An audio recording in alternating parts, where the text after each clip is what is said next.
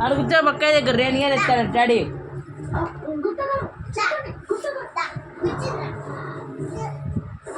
వాడు పోయి కూర్చోపోయి కూర్చోబెట్టు అని.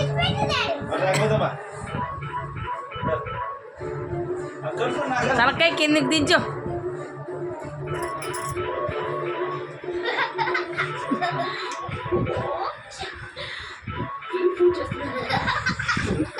నువ్వు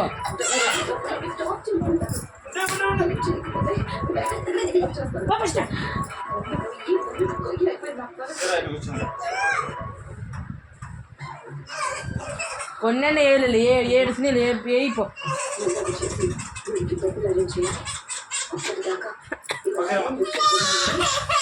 పట్టుకో.